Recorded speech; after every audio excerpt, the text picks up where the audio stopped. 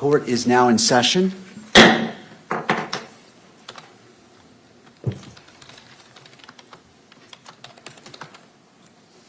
Counsel, if you could enter your appearances, please.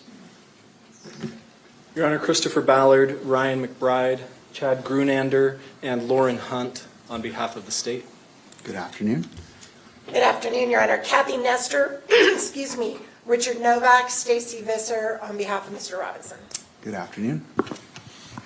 Good afternoon, Your Honor. Jeff Hunt and David Ryman appearing on behalf of the media interveners that are identified in our motion papers. Good afternoon. Michael Judd, Your Honor, Parsons, Bailey, and Latimer, on behalf of another set of media interveners also identified in the briefs. Good afternoon, and I recognize Mr. Robinson in the courtroom as well. Good afternoon.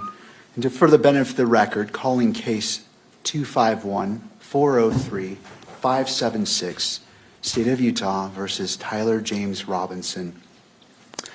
Counsel, as we're moving forward today, I want to give an overview of what we anticipate doing. And it comes down, we're addressing three issues. The first is the October 14th, 2025 audio recording of the closed hearing and the October 24th, 2025 transcript of that hearing. The second is the state's motion to amend or clarify the publicity order, commonly known or referred to as the gag order. And finally, the motion for limited intervention and request for notice of motions to close, seal, or reclassify, and which has been filed by the media organizations and by counsel who are present today. So as we begin, the first part is we'll begin by addressing the October 14th audio recording and the October 24th transcript. This portion of the hearing will be closed so that I may hear from the parties regarding which portions of the recording the record should remain sealed. All members of the public and the press will be excused, and the hearing will not be broadcast. This is because I need to hear what should or should not be sealed or protected, and it would not benefit to have everyone listen to what should be sealed. And so after I've heard argument, we will invite all parties or the public and the media to come back in, and the hearing will resume transmission. We will then take up the motion for limited intervention, followed by the state's motion to amend or clarify the publicity order. These portions, the last two portions, will be open to the public and to the press. After hearing argument on all three matters, I will take a brief recess and then return to issue my ruling today. We will then stand in recess. So at this point, we'll go ahead and excuse the public and the media, and it is the court's order that transmission be terminated temporarily. Your Honor, we have one request with respect to the closed hearing. May I be heard on that? Yes, counsel. Thank you. Richard Novak for Mr. Robinson. Mr. Robinson has some immediate family members who are present, his father, his mother, and his brother, and we would ask the court to permit them to remain in the courtroom during the closed portion of the hearing. To the state. My only concern with that, Your Honor, is that we're going to be talking about court security measures. And I don't know that we'll have to go into a lot of detail about that, but I do have concerns about those issues being discussed in public. All right. Mr. Novak, do you have authority that supports allowing them to remain in a closed hearing? No, I think it's subject to the court's discretion to decide who is and is not an appropriate member of the public. I think they have a unique relationship with Mr. Robinson, and they would certainly abide by any orders the court makes concerning disclosure of what is discussed in closed session. But obviously, it's up to the court. Thank you, Mr. Novak. I'm going to rule that they will be excluded as well. It is just given the nature and the sensitivity of it, I believe it is appropriate to treat all parties in the public equally, though I do recognize their relationship with Mr. Robinson. Thank you for your request. All right, we will go into the closed session. Thank you.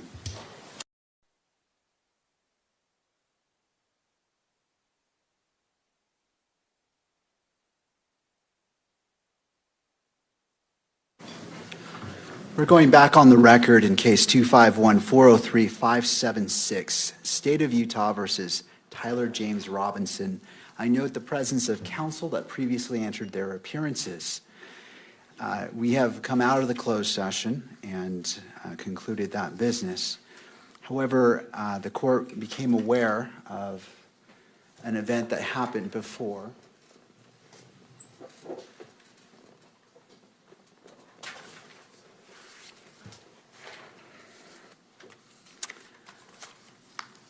And my understanding was during the open portion of this hearing earlier that there was a violation of the standing decorum order as it relates to transmission of these proceedings.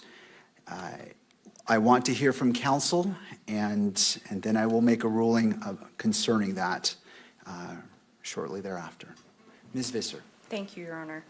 I'm referring specifically to Rule of Judicial Administration 4-401.01. This gives the court discretion to terminate or suspend electronic media coverage at any time without prior notice, if the judge makes particular findings and that the specific circumstances warrant it.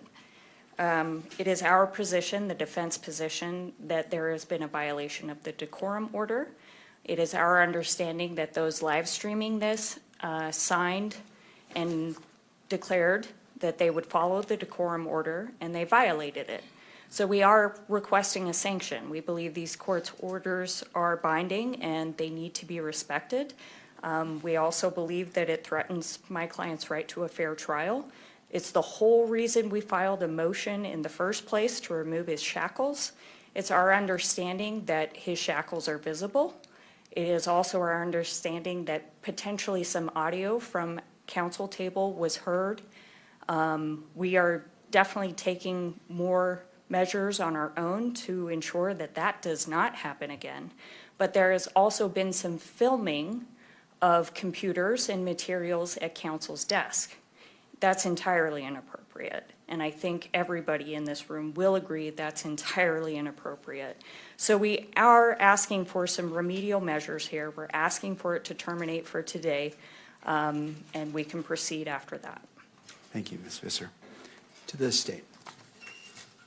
Your Honor, the state, as stated earlier, we believe that the court's order was very clear, and if there has been a violation of that order, then we agree that there needs to be some measure taken.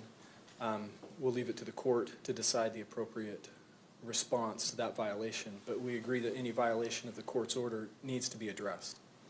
Thank you, Mr. Ballard. To the press, attorneys for the press.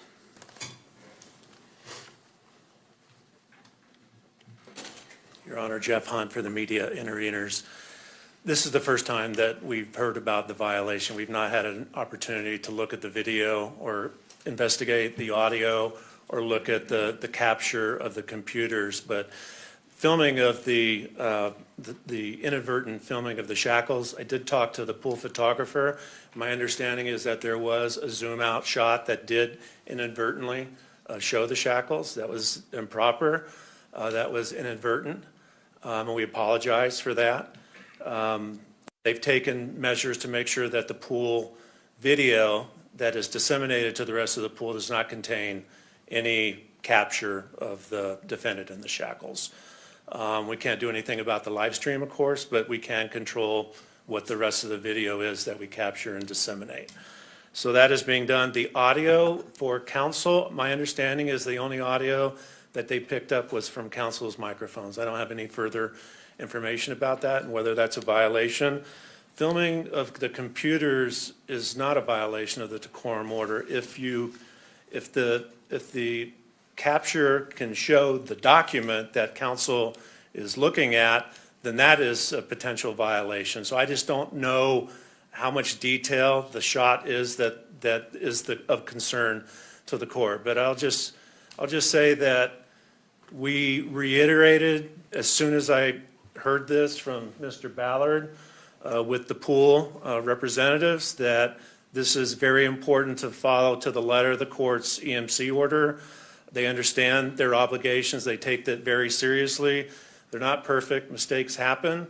We're trying to correct as much as we can on that. But we think termination is not an appropriate remedy. An admonishment from this court, a reminder that they need to follow to the letter the court's EMC order is appropriate. That's the message that counsel has delivered to the media representatives and the pool operatives, and we think that is the appropriate remedy. Thank you. Thank you. I just want to make it clear, we're still receiving messages that Shackles can be seen on the live stream as we restart it. So it's still a problem. Thank you. I appreciate all parties weighing in on this important matter. And I find that there was a violation of the standing decorum order that was in effect as of October 30th, 2025, based off what's been proffered, as well as the EMC order signed by the court. As previously stated by Ms. Visser, the court does have discretion in determining whether to terminate the broadcast of these proceedings, and again, if there are specific circumstances warrant such action, that the court would need to make findings in order to do so. I find that excluding the cameras from the courtroom would be disproportionate for this hearing. I find that making it very clear, first, that the transmission cannot begin until court is in session and must end as the court ends the session, and cannot be filmed before or after. The filming of, as previously stated in the decorum order and EMC, must be followed to the letter. The sanction for today is that this camera will be relocated away from defense table to where the bailiff is, where Jeff is standing over here. I want to immediately address any possible transmission of Shackles, as previously stated by counsel, and remove the possibility of capture of screens of the computers at defense counsel's table as well. In addition, if there's further violations of the standing decorum order, this court does have the right and will exercise termination of broadcast of these proceedings. And I simply want to put all parties on notice, to the press, to all parties, that this court takes this very seriously. While the court believes in openness and transparency, it needs to be balanced with the constitutional rights of all parties in this case. As such, we will take a brief recess to allow the relocation of the camera and to the place indicated by the bailiff, and then we will resume these court proceedings. I am anticipating this take perhaps 5 minutes. All right, and then we'll come back on the record and handle the remaining of this hearing. I appreciate the patience of parties as we move forward. We are trying to do the best. Let's go ahead and address the state's motion to amend or clarify the publicity order. And I'll hear from all parties. And I know it has been briefed, but in responses, but I'll hear brief argument, and then we can go from there. Mr. Ballard.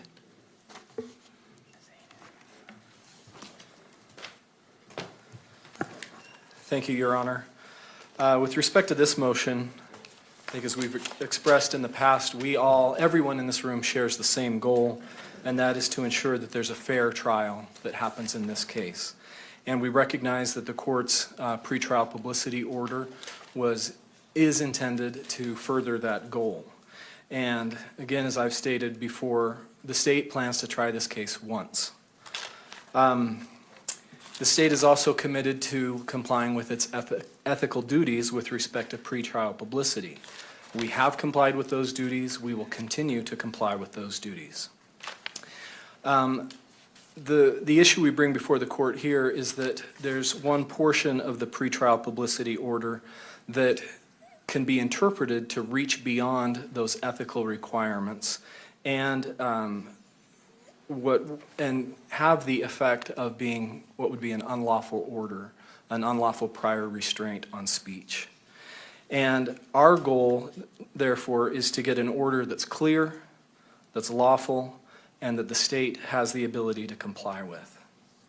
And the issue with the order that the state has is the use of the term witnesses in the order. We believe that term's vague and ambiguous. Does it mean anyone with relevant information about this case? Does it just mean those people that are going to be subpoenaed to testify in this case? Or is it limited to just the prosecution team?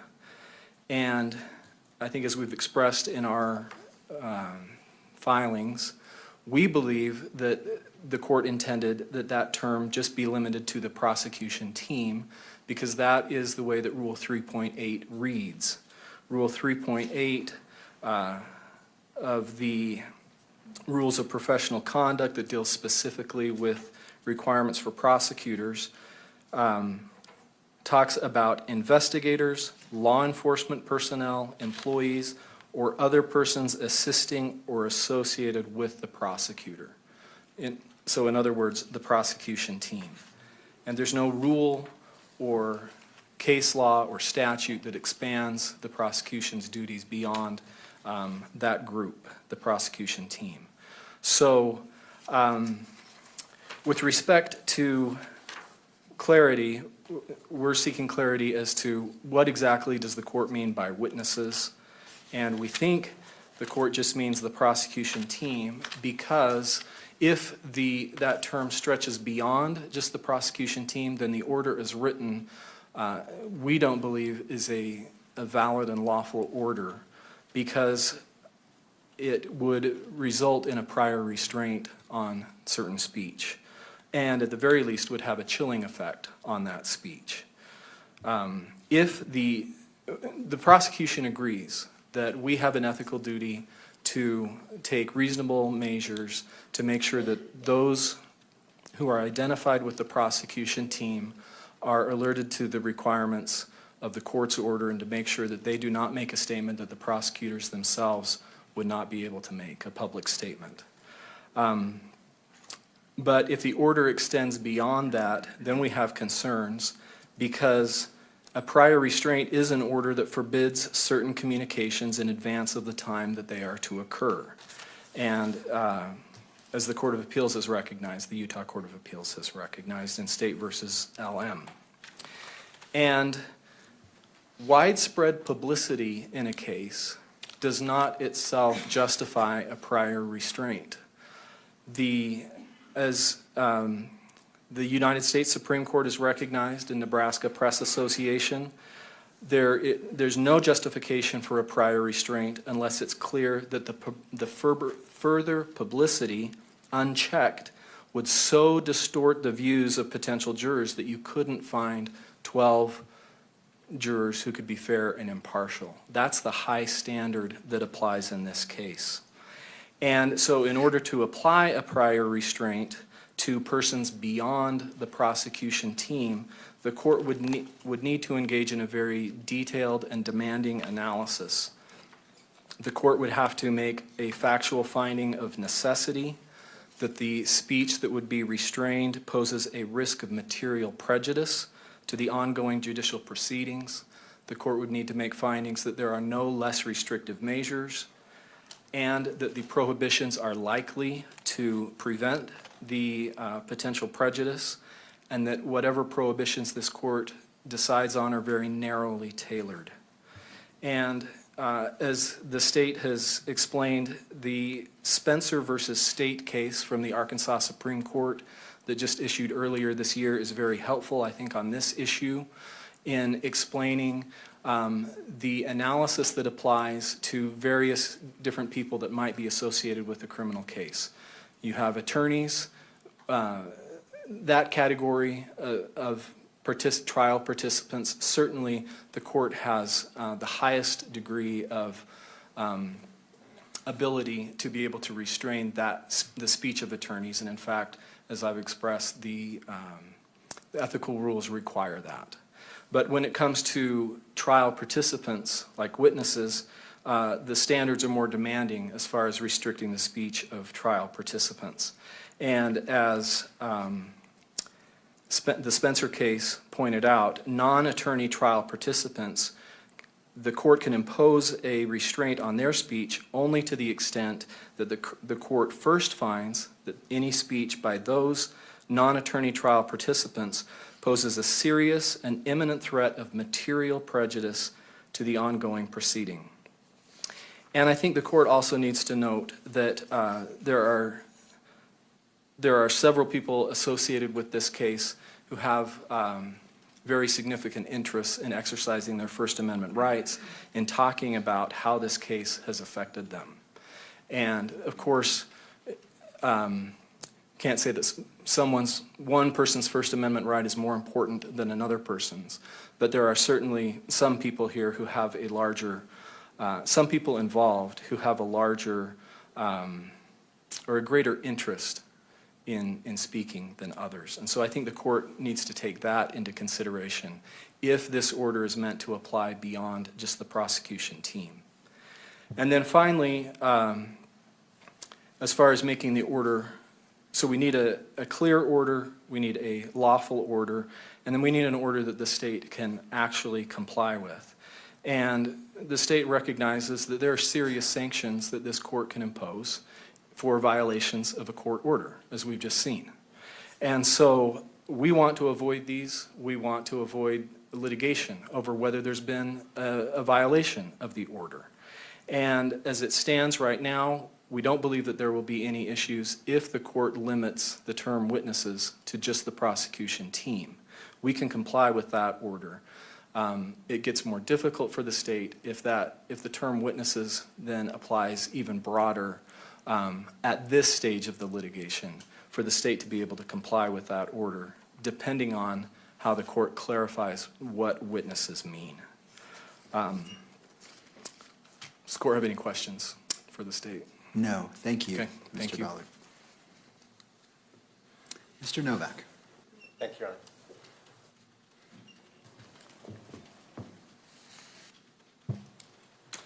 I'm going to try to be brief because our views on the propriety of the court's order were set forth in a publicly filed document, which, of course, the court has reviewed. And the first thing that I want to say is that the order that the court issued is not a prior restraint on any member of the public, and it's certainly not, I think as the state's motion suggested, some sort of a prior restraint on the press. This has nothing to do with the press. The order, as we noted in our papers, is directed at the conduct of and the court's expectations for counsel. So even if, under that order that the court issued, somebody who we could all agree is a witness within the court's definition of that,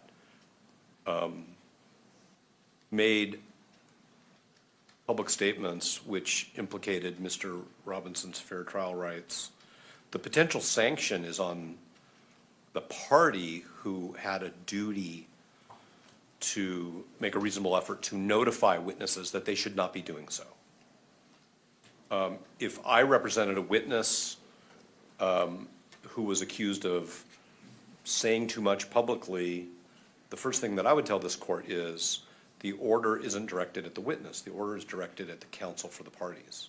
There may, in the future, be some theoretical situation where the court issues orders that control the statements or conduct of specific people, but this, or other than counsel, but this order is directed at counsel. And we have no, meaning Mr. Robinson's defense counsel, have no problem complying with the order. And we also think that we understand what a witness is when the court uses that term. So it is our view that the court's order is not overbroad, it's not vague, doesn't put the state or the state's attorneys in some untenable position. And I think it's a little bit it's a little too simple to say witnesses are either everybody under the sun or people who are under subpoena at the last second. Because counsel have not only the training, but a duty to figure out along the way who the potential witnesses are and to notify those people. And yes, down the road, maybe there's going to be an issue, and maybe an attorney on either side of litigation is going to have to explain to the court when a particular person did or did not become a potential witness in the eyes of that party. That doesn't make it impossible for the state to comply with the order. It just means that the state needs to be thinking along the way about who its witnesses may be. And that's why in our papers, we refer to it as a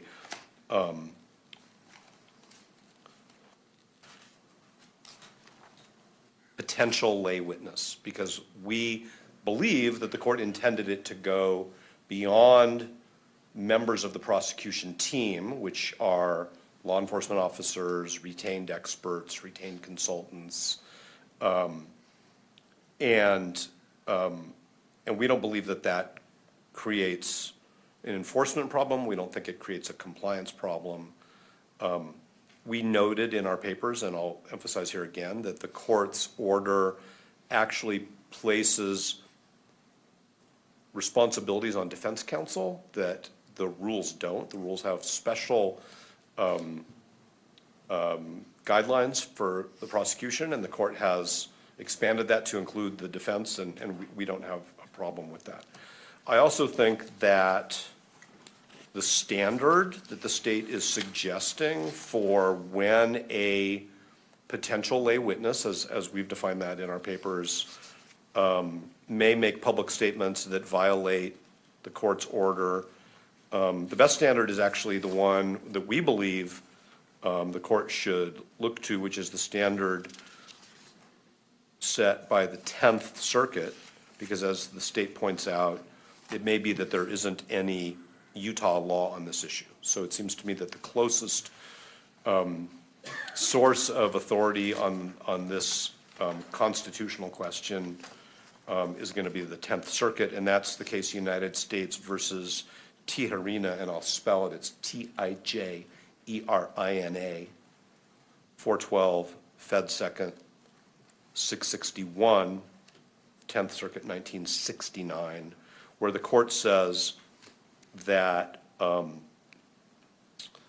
constitutional balance between the First Amendment rights of a non-attorney participant and the defendant's right to a fair trial are properly balanced where extrajudicial statements present a reasonable likelihood of prejudicing a fair trial.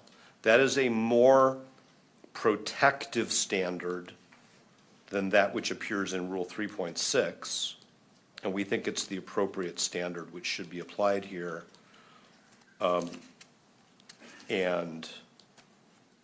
That's part of, as we've told the court before, a motion that we will bring, because we actually think that while the court's order is wholly appropriate, it's not vague, it's not overbroad, it's not a prior restraint, and it doesn't create a lack of clarity for the state, we would like it to be a little bit broader in other areas, especially concerning the standard to be applied and the definition of what is the prosecution team, but that's not germane to here. So we think that while we understand the state's concern, we think that their motion should be denied.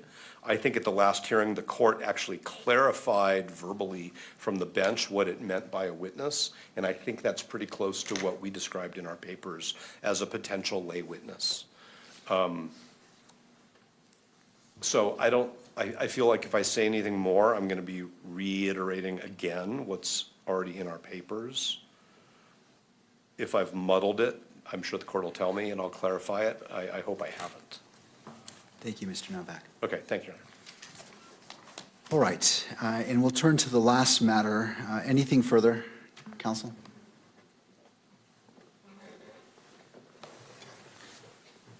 Yes, thank you, Your Honor. I do want to point out that the court's order as it's written does impose limitations on speech. And the issue here is whose speech? Is it just the prosecution team members, or does it extend beyond that? And limitations on speech are a prior restraint. The court's order says that, if you look at page 2 of the order, it specifically talks about lawyers, that lawyers cannot make a statement that would violate Rule 3.6 and need to inform witnesses that they cannot make similar statements, and then requires the parties to inform lawyers, I'll just read it. Lawyers participating in the investigation or litigation of this case shall inform all witnesses, and then the list that I read, about the prohibitions contained in this order. So the order is prohibiting speech. And because if it extends beyond the prosecution team, it needs to have the findings that are required for that kind of prohibition on speech. That's what we're asking the court to do. Thank you, Mr. Ballard. Thank you. All right. Let's turn to the final matter before this court, the motion for limited intervention and request for notice of motions to close, seal, or reclassify. And I'll hear from the parties on that.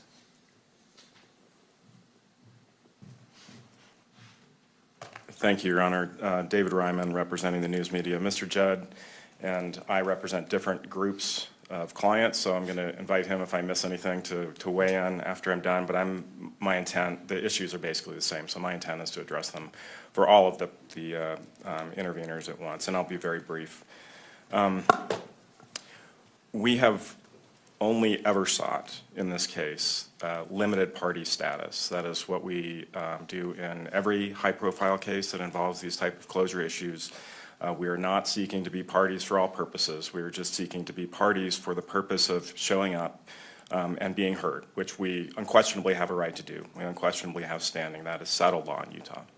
And the filing, the last filing at least, that we got from Mr. Robinson's team that just came in, I don't know if it was a couple days ago, basically gets there at the end where it says, look, if you're going to grant them intervener status, it should just be limited. That's all we've ever sought.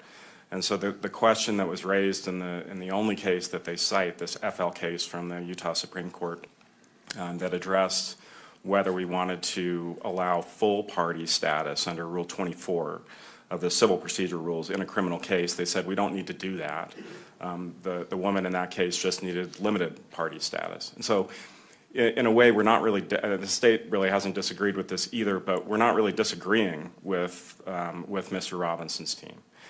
We have explained in our papers we've cited the court to extensive authority saying that this is the procedure to use. It's the most efficient procedure to use. Otherwise, I don't know what exactly the suggestion is for Mr. Robinson's team that we're supposed to do from here on out, but it kind of sounds like just this sort of ad hoc, show up anytime you happen to see something on the public docket that might affect the public's rights, and that's just not the orderly way that this typically happens.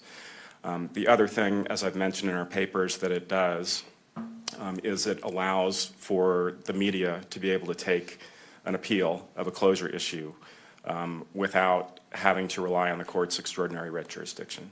And that was what they had to do in either Kearns Tribune or Bullock, where the media was not granted party status. And it is the situation that happened in FL, where they had to review her claim regarding records under extraordinary writ jurisdiction rather than invoking their appellate jurisdiction because she was improperly denied limited party status. So all of that authority supports the process that we are requesting in this case. We think it's the most orderly way to do it, and I'll end just by saying, there's been some discussion, and especially from Mr. Robinson's attorneys, about what rule it is that you need to do this under, whether Rule 24 applies. They seem to suggest that it doesn't. I will just point the court to two different rules that give you the authority to do what we're requesting aside from Rule 24. Rule 24 is in the civil procedure rules, but Rule 81, and particularly subsection F of that rule, says that the rules of civil procedure govern in criminal proceedings where they don't conflict with a rule of criminal procedure. That's the case with Rule 24. That's why courts in criminal cases have relied on that rule. The other one is Rule 31, and that's in the criminal procedure rules, and that gives this court the discretion, if it's not inconsistent with the rules, to fashion remedies and to deal with civil procedure, or it's not civil procedure, but rather just procedural matters.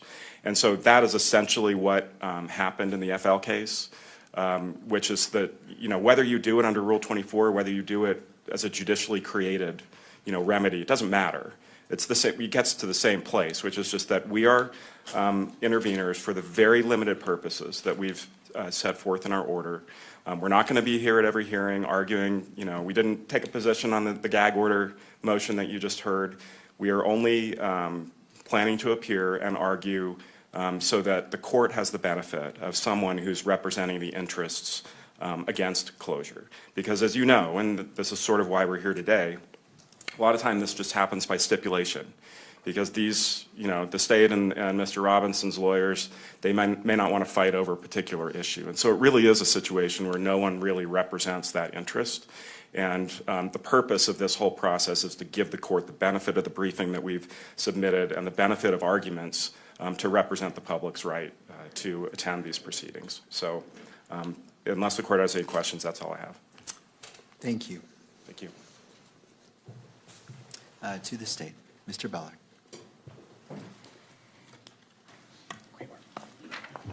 Your Honor, as the state briefed in briefing on a prior motion, I think it's clear that parties have outside entities have the ability to intervene in a case as a limited purpose party when there's a statute, a rule, or case law that authorizes them to take specific action in a proceeding.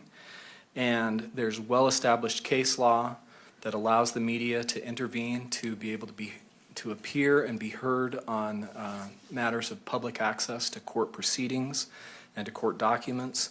And Rule 4-202.04 of the Rules of Judicial Administration also make it clear that the media can appear and do just exactly what they've done in the closed session that we held earlier.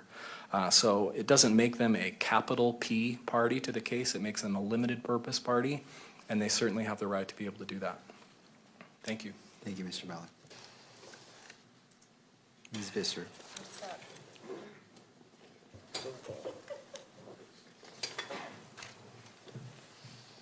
Thank you, Your Honor.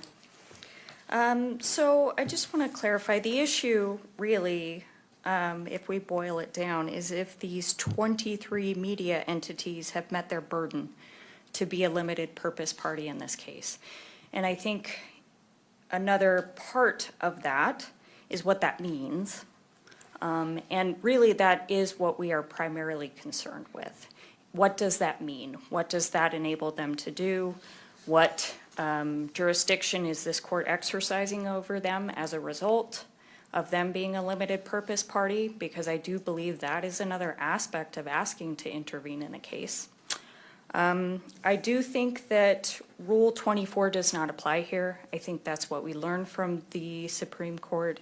They don't want individuals using Rule 24 of the Rules of Civil Procedure because it's too expansive. It's about broad entry into a case for many purposes.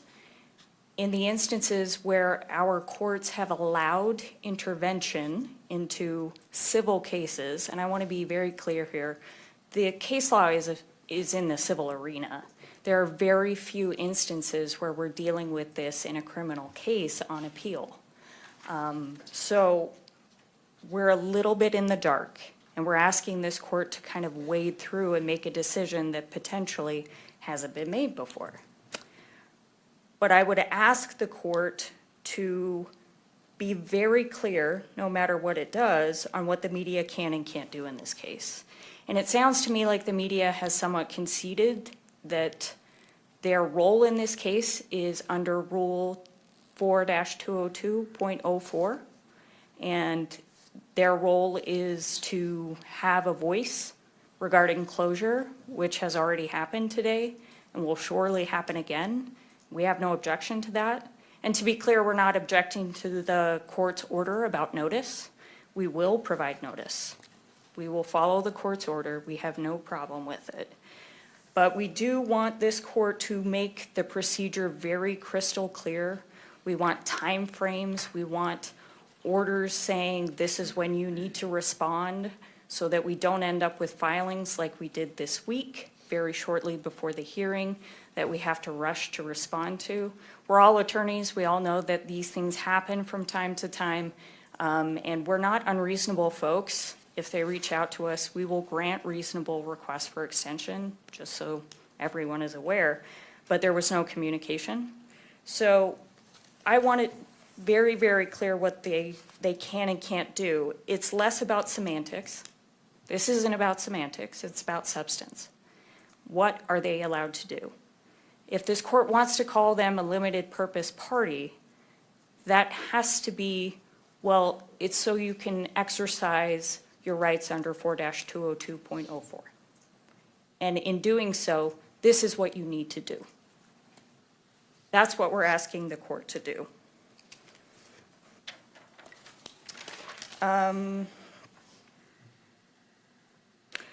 And I also have some practical concerns that maybe need to be addressed with the court's clerk.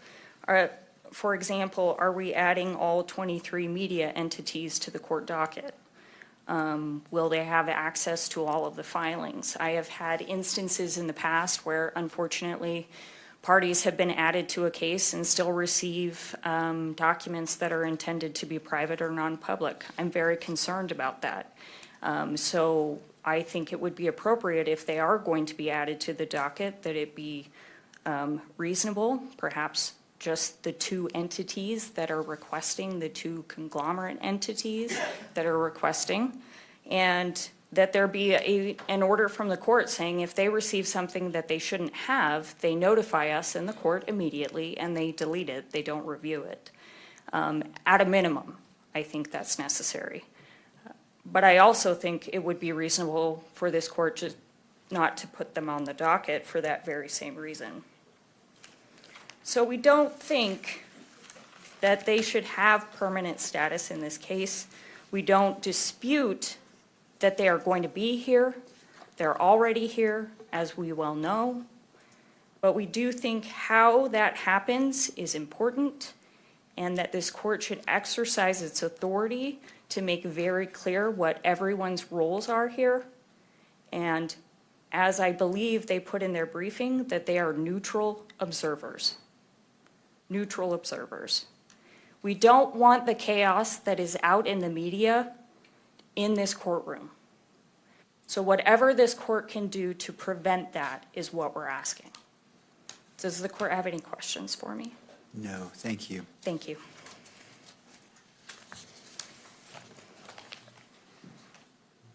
All right, counsel.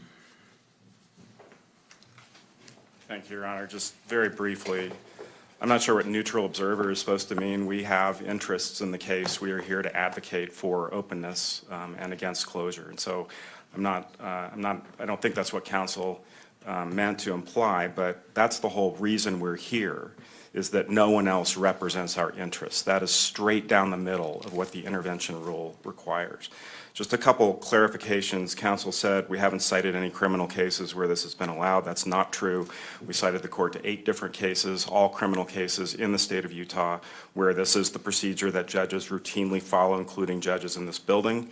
Counsel said that our role is strictly limited to advocating for what is under Rule 4202.04. I don't think she meant this, but as the court probably knows, that just deals with court records. We're also entitled under governing constitutional case law to advocate against the closure of proceedings. And that rule does not technically apply to proceedings, it just applies to records. So just to be clear, but I think we have been clear, and this is all, I mean, there wasn't a whole lot of daylight between what counsel was just suggesting our role should be and what we've asked for, you know, which is just if they file a motion that seeks to prevent, that wants to classify something as non-public, like they did last night with the motion to disqualify. They were able to at least provide that to us. It's not very hard to send an email. That's all that we've asked for in terms of the notice. And then we have the right to be heard on those issues. And so I didn't really hear from counsel any reason why we should not be granted limited party status in this case, other than just some sort of, confusion on their part as to what that would actually look like. I don't know how the clerk deals with parties on the docket. I assume you guys can sort that out. Typically, when we intervene on behalf of the news media in cases, they are listed because they are limited purpose parties. But the court can, if it doesn't want to hear from us on a particular issue, it can certainly say that. I mean, we don't have any interest in weighing in on aspects of the case that don't have anything to do with the public's right to know. And so I didn't really hear an argument against what it is that we are asking to do. Just one last point on, well, two things. One is that counsel's chastising us for filing something late. I mean, this was a stipulated motion that got us here today. We weren't asked to weigh in on it. It was submitted to Your Honor with an order, which they just assumed you would sign because it was stipulated. It was only because this court said, no, I'm not going to do that. I want to actually hear from the parties that we weighed in. So this was not your typical deadline where we were invited to weigh in and just didn't. Last thing is, in terms of docket access, Mr. Hunt and Mr. Judd and I are all officers of the court. If the court says you can have access to things that are the parties are seeking to classify as non-public, but you can't share them with your clients until further notice from the court, that's fine. Some judges do handle it that way. Sometimes we just, if they don't concern closure, sometimes we don't weigh in at all. But, when they file things that they say we need to file this under seal and we're not allowed to see it, then the briefing for you is not super helpful. And so typically the way this happens is we are allowed attorney's eyes only access to, documents just like the state and the defendants would be. Their counsel can see things that are non-public, and we don't share them with our clients unless the court orders otherwise. And typically, if the court decides, no, this really doesn't need to be filed under seal, then we can provide it to our clients at that time. But this idea that our clients are somehow going to get access to things that are non-public, that's just not the way this typically works. If they're not public on the docket, if they're public on the docket, anyone can get them. And if they're not public on the docket, then our clients can't get them. And if there's a procedure where we can see them so that we can give the court the benefit of briefing substantively as to what it is, then we keep them attorney's eyes only until the court orders otherwise. And that's just typically the way this works. So, thank you. All right, anything further?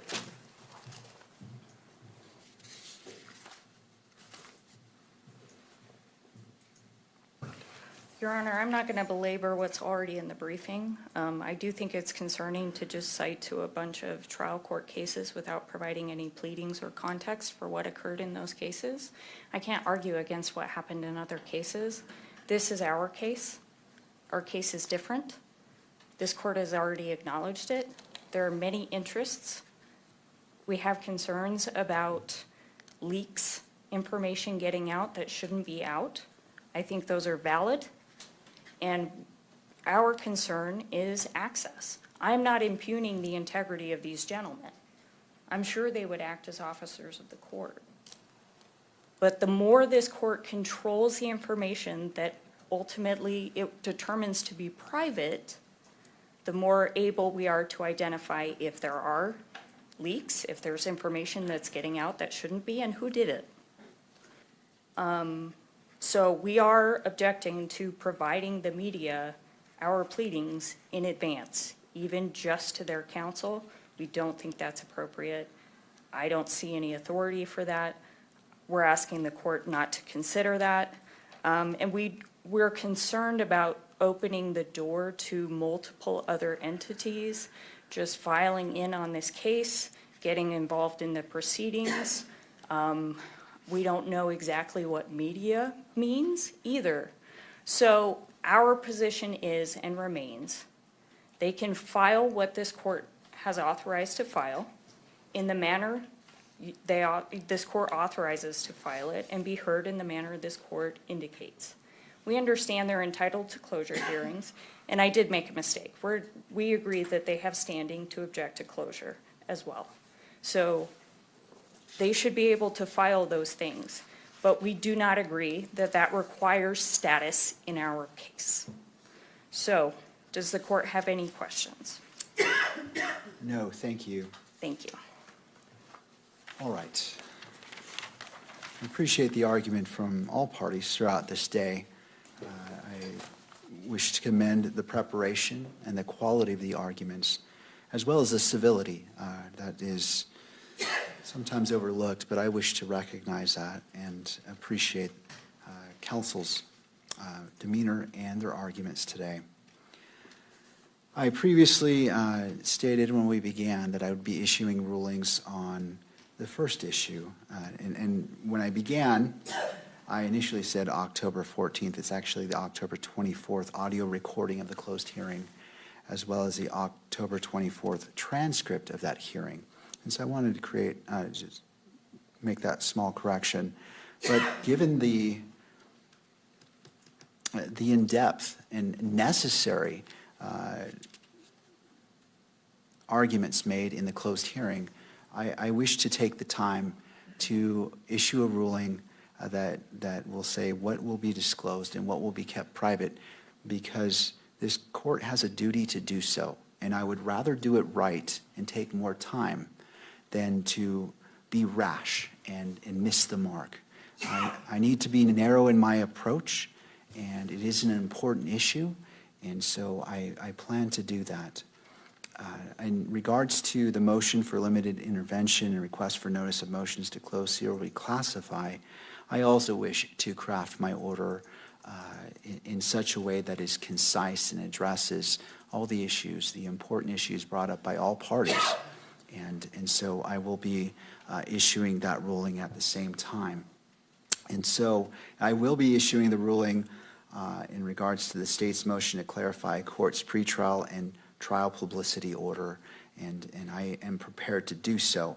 Before I do that, what I want to do is, and counsel is being caught off guard because they were anticipating a ruling today, but what the court is intending to do is, and proposing to the parties, is issuing an oral ruling on WebEx that all parties can attend to.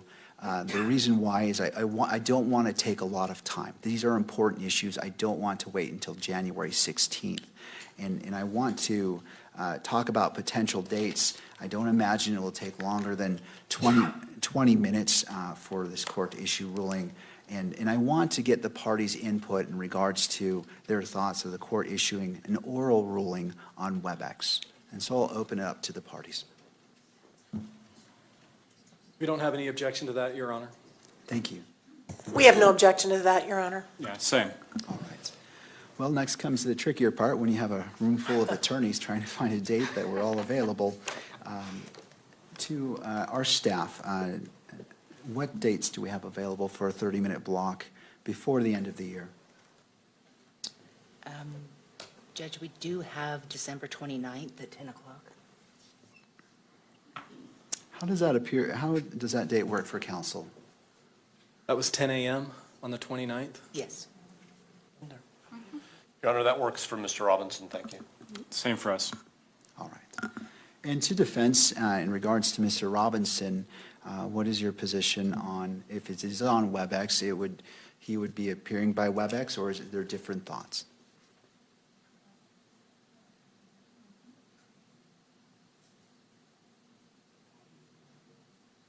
Your Honor, if we could just have audio only for Mr. Robinson to appear, since we will not be present, I would rather not have him in the courtroom without counsel present. All right. Thank you. I appreciate that. So we will set the court's ruling on those two issues for December 29th at 10 a.m. And a note that it will be audio only for Mr. Robinson per defense's request. And to the last issue is, well, before I issue my ruling, I anticipate, and counsel, are we still on the same page in regards to our January 16th hearing? Are we planning for that? Your Honor, we are. We believe that most likely what we would anticipate doing is on January 16th, arguing our motion to disqualify the county attorney's office, which was just filed. That should give them enough time to respond to that. And also possibly, we anticipate filing our own motion about the pretrial publicity order that has a little bit different take on it.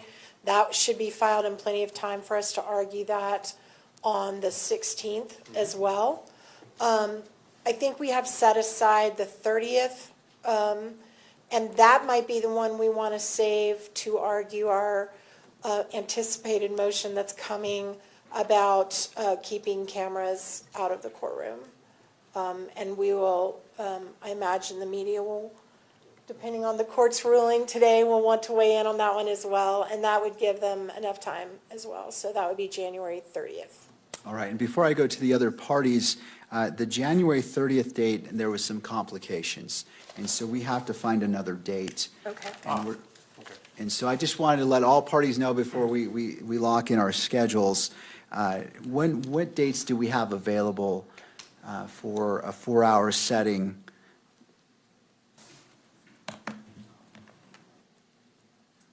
It's okay. My problem.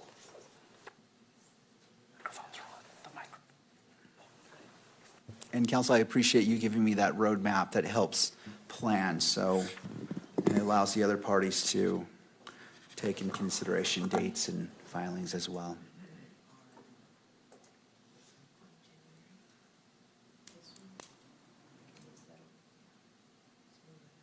So as staff is doing that, they are looking for hearing dates. And one of the complications is, as a judge, I have 1,409 cases as of last Friday. And so trying to find a spot is tricky. And I'm grateful for my staff who work so hard to manage that calendar. So that is part of the reason for the delay. And we're trying to find a date because this is an important case, as is all of those cases. They matter to me. Your Honor, while we're waiting, can I, if I might just make one point that might make things smoother as we go forward with the sealed filings?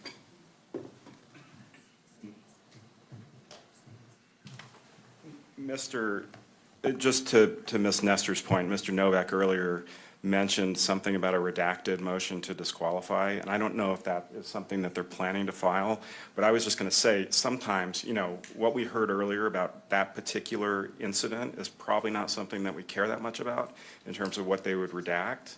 And so instead of opposing the motion to classify, if Your Honor, I don't know if this is the plan already in this case or whether that's what they were planning to do, but if they file a redacted version that, you know, just takes out the stuff they care about rather than closing the whole thing, then we don't have to say anything and probably avoids, you know, fighting over unsealing that document. So I just wanted to say that. I'm happy to confer with counsel if you'd rather us do that, if you don't want to do it by way of a court order. But No, I appreciate that input. I'll hear from both parties, and then we'll get to the date. Your Honor, I do anticipate going through and seeing what we can redact and working with the state on that as well, and with media counsel, so. All right. And we agree that filing a redacted version is a good way to go. We can work together on that.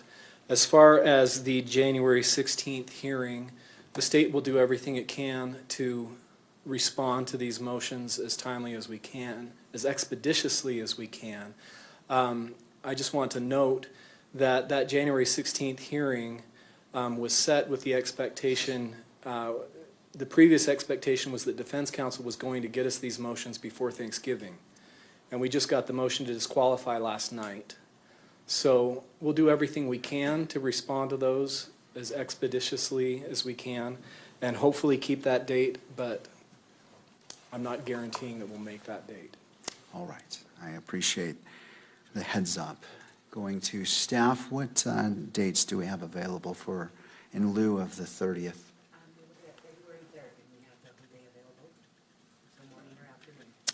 February 3rd, morning or afternoon setting?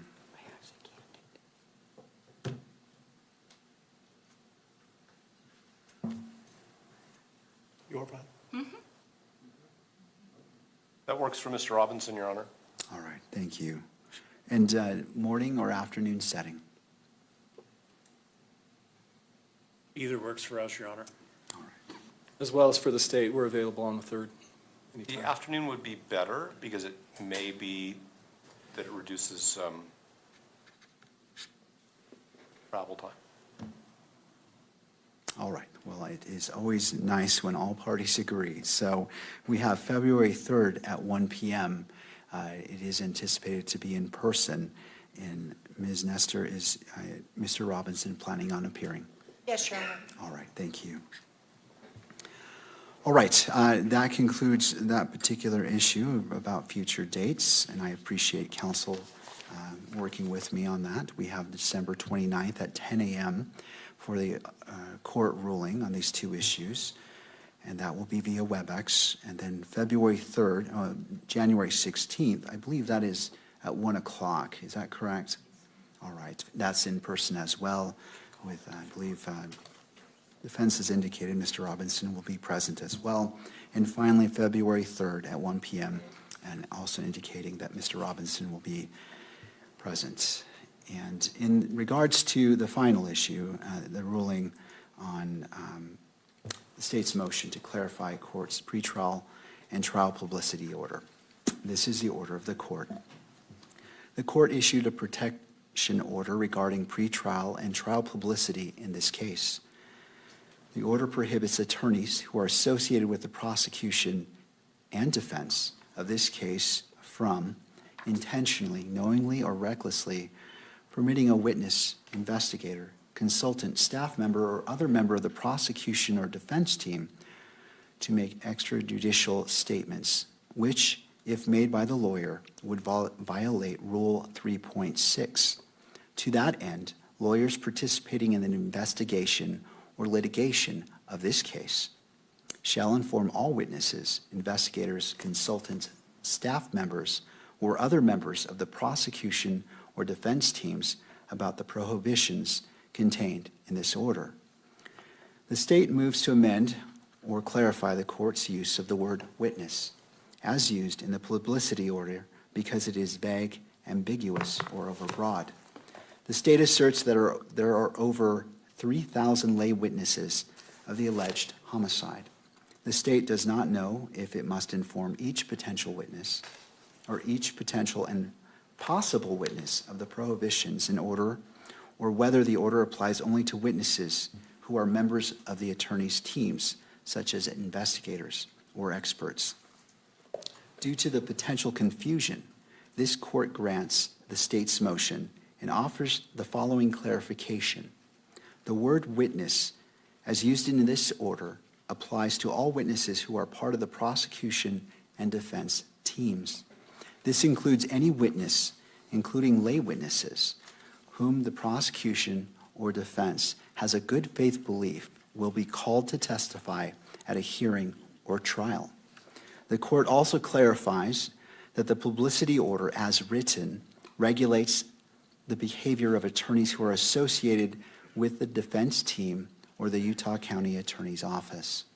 It requires the attorneys to abide by Rule 3.6 and, in order to deter non-attorneys from making prejudicial statements, requires the attorneys to inform witnesses about the prohibitions in the publicity order.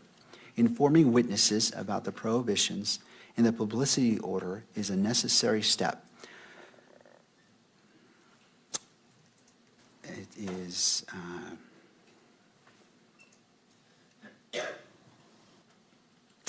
one moment as I regain my place as I read. Informing witnesses about the prohibitions in the publicity order is a necessary step toward not intentionally, knowingly, or recklessly permitting witnesses from making prejudicial statements. The publicity order does not regulate the behavior of any person who is not an attorney associated with this case. And this order will be signed today by myself and made public. Counsel, is there anything further that we need to address today? Thanks, Your Honor. Yes, just the matter of having Mrs. Erica Kirk designated as the victim representative in this case. She has filed through her counsel a request to be designated as the victim representative, and we would like the court to formally acknowledge that request. and formally designate her as the victim representative. And I guess along those lines, I wanted to make clear as well, I think this court stated earlier that there was an alleged victim in this case. And I know that there is case law talking about being careful about how we refer to victims and alleged victims. But in this case, that case law makes clear that those cautions don't apply with the same degree, where it's clear that we have a victim who was killed in this case. We don't have an alleged victim. We have an alleged perpetrator, but we do know that we have a victim in this case. Thank you, Mr. Ballard. I'll hear from the parties. Your Honor, on behalf of Mr. Robinson, we certainly think it's appropriate for Mrs. Kirk to be designated as the victim representative, if that is the desire of the state, just so there can be no doubt that she's afforded all of the rights assured to her under our state statutes, and we have no objection to that. Thank you. Thank you to all parties. This court will recognize Ms. Erica Kirk as the designated victim representative in this case. Thank you. Counsel, I believe that concludes our matters for the day. One Or more maybe matter, not. Judge. If I can take the podium, Judge? Yes, Mr. Gernander. The purpose, I want to just give the court an update with respect to discovery. We've done that at previous Thank you. I hearings. appreciate that. The state has received approximately 13,900 files from law enforcement in this case. Approximately 300 of those we believe are duplicates. We have since provided to counsel, as of I believe this morning, 7,951 of those files. For the court's information, we had reached close to 100% had been disseminated as of last week, but we received quite a large batch within the last few days. So we were working on that. We still have a full-time paralegal that's dedicated to reviewing that, organizing it, Bates stamping it, and sending it out to counsel. Of course, there are necessary redactions that are being made along the way. Our next real hearing in this case, second matter, our next real hearing in this case is not scheduled till January 16th. We understand the court's caseload. We understand the difficulty of finding dates for a preliminary hearing. And we would like to make a request that the court calendar a preliminary hearing in this case. All right.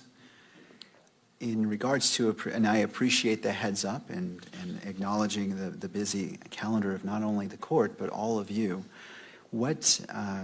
first of all, how many days does the state anticipate, which helps us in our calendaring efforts? Judge, given that it's a probable cause standard, and all the inferences go in favor of the state is asking for 3 days. We believe that we can present the evidence required to meet that standard, and that would also allow the defense to cross-examine witnesses and argue that standard. Thank you, Mr. Gernander. Turning to defense, what are your thoughts? Your Honor, we were not aware that he was going to make that request today. We do have one more member of our team that's not present that we would need to consult with. I don't know when he's talking about, but I don't see how we can set it until all the discovery has been received. And also, we do need to deal with the disqualification motion, just in case. So it doesn't seem like a good idea to set it before we have the disqualification hearing. We were only talking about a month from now. I think that should probably be resolved before we set any dates. But I am concerned about setting a date when we still don't have all the discovery materials. We have significant discovery materials that have not been received yet, that we know are out there and coming and important. And we have to, have time to review it all and absorb it all.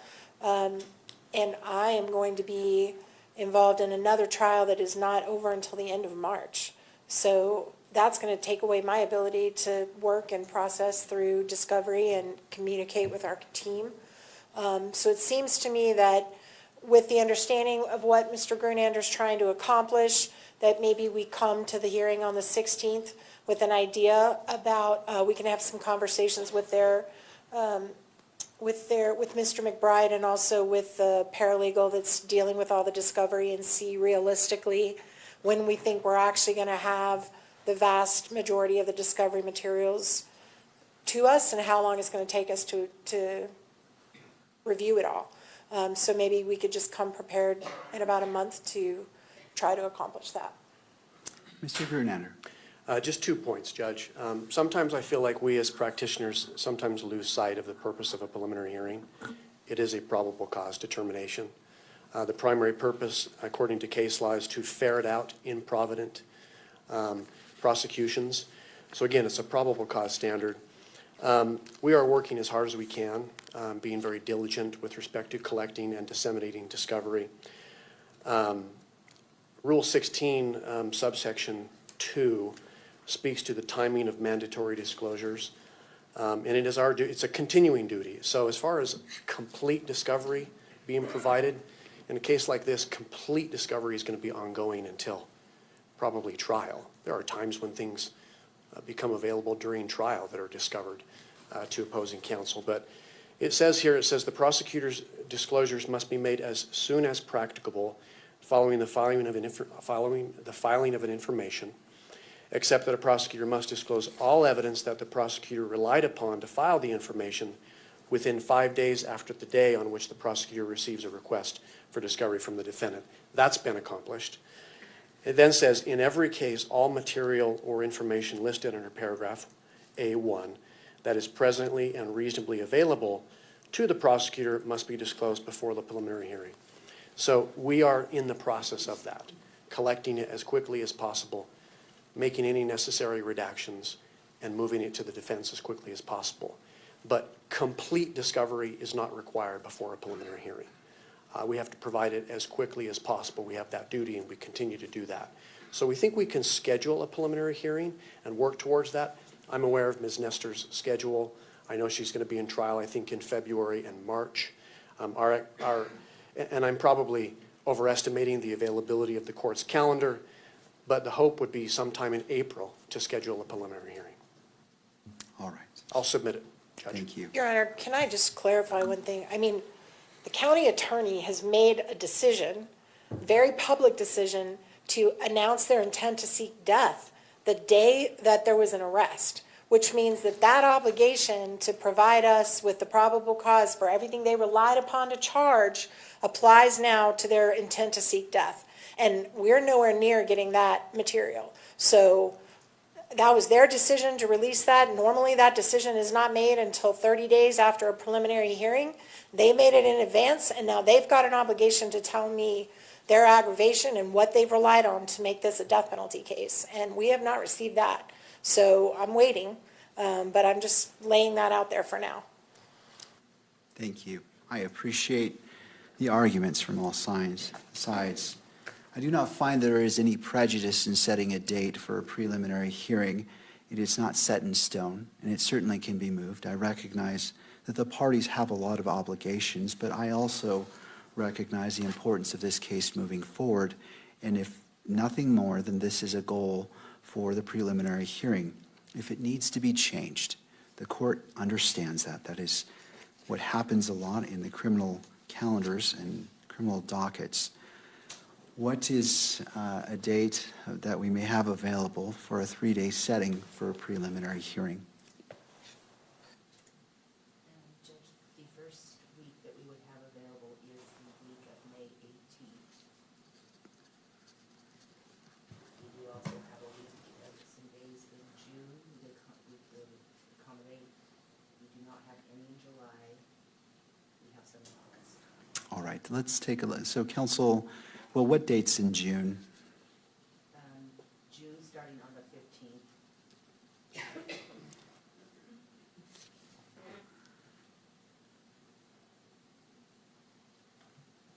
All right. Counsel, I'll turn to you. Again, this is a goal. This is not a date that if we can't meet, there's any prejudice that will be attached to a party. In regards to May 18th, how does that tentatively look for counsel? May or June? May 18th is the first date, I believe. Oh. 18th, 19th, and 21st. So 18th, 19th, and 21st, just to give you the full range. The state can make those days work, Your Honor.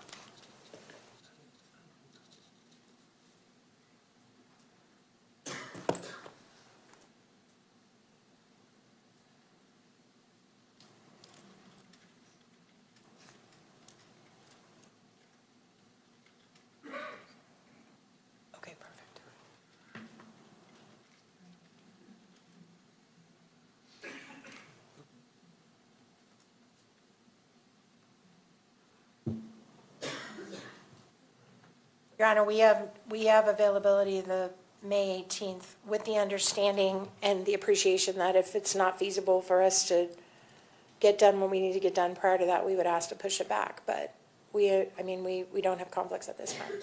All right, thank you. So May 18th, May 19th, and May 21st.